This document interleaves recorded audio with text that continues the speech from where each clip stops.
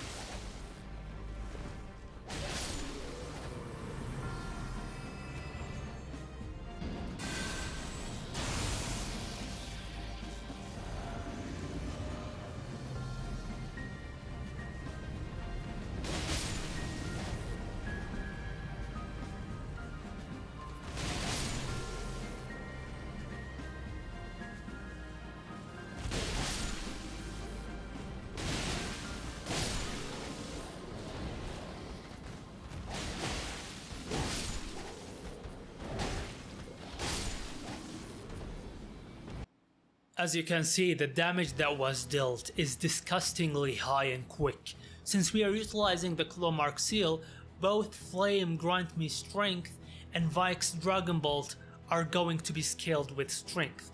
To use these incantations, you only need the faith required to use them. Our jumping attacks get a big boost from the Claw Talisman. If you jump, these curved weapons hit 2 times with both swords, so that's a total of 4 hits under the buff of Claw Talisman. It is quite refreshing to see a strength build that doesn't rely on heavy weaponry and predictable maneuvers, and this build does just that. Anyways, you're not here to listen to me babble, so let's just get into the build breakdown. We're dual wielding the Beastman curved swords. If you apply the heavy infusion to it, the Beast curved sword becomes one of the few, if not the only, quick hard-hitting weapons with an A scaling on strength. The beasts in Crumbling Farum Azula have a low chance of dropping this weapon. One weapon dropped for me in about 20 minutes of farming the group of beasts nearby the first grace in Farum Azula. Now we get into the Clawmark Seal. The Clawmark Seal is the only sacred seal that scales with strength as shown in this description.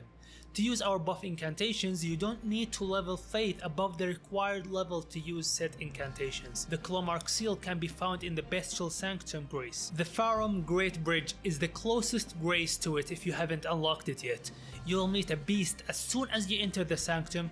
If you try to talk to him, he will not respond unless you offer him a Deathroot item. He'll speak to you and give you the Clawmark Seal if you trade a single Deathroot with him. To find a Deathroot item, go to the Summonwater village and walk around and explore within the lake until you come across an enemy riding a boat, which will drop the Deathroot item if you defeat it. You can deliver it to the beast and he will reward you with the Clawmark Seal. When things get a little bit shaky, I enjoy switching to this shield.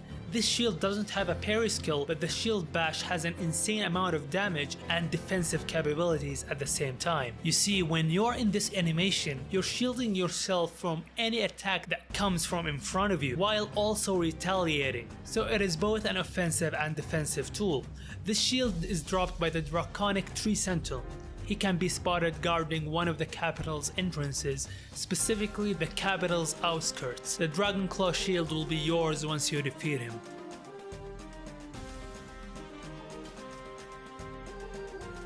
Now we get into the talismans. The Erdtree Favor +1 is an increase in maximum health, maximum stamina, and maximum equipment load. The stats are quite desirable. This talisman can be found in a chest in the Mog the Omen boss area. He is the sewers area's boss. The sewers are found within the capital area.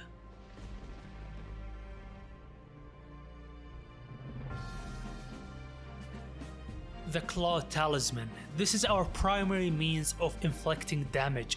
Continue as shown here by teleporting to Rampart's Tower's Grace in the Stormvale Castle.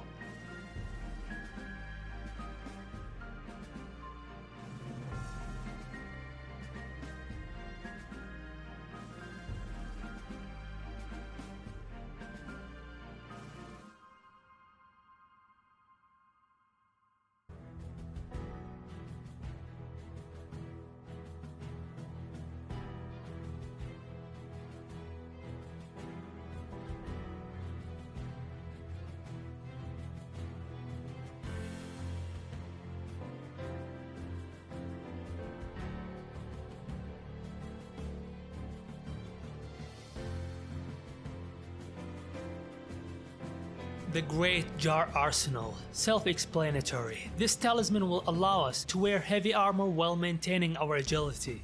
This is where you'll need to go to obtain this talisman. Siofra Riverwell. A stone key sword is required for passage through the fog, which will lead you to an underground area where the eternal city of Nocturne resides. Continue on until you find an elevator at the end of the area. Once you're up there, you'll find the grace shown in this video, and you'll be on your way to meet the giant jar.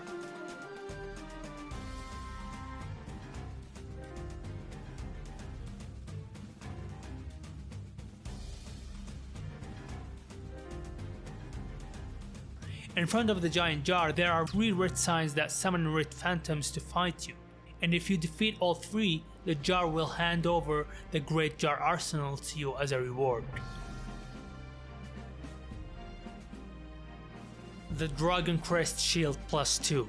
High physical defense. Our build requires staying in the melee range at all times and will take any defense we can get. This talisman can be found in the game's final region, the Crumbling Farum Azula. To find the Dragoncrest Shield talisman, follow as shown here.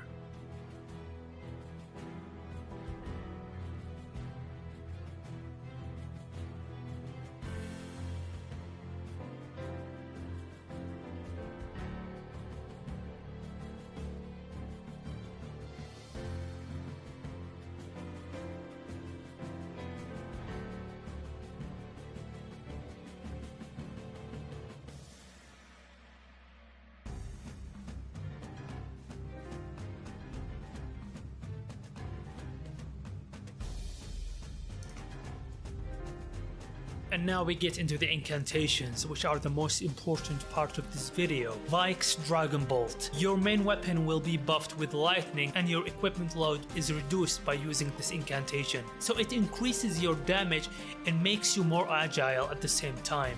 Since we are using the Clawmark Seal, both of these buffs are scaled with strength, and you'll be able to find this incantation after defeating an open world boss located here.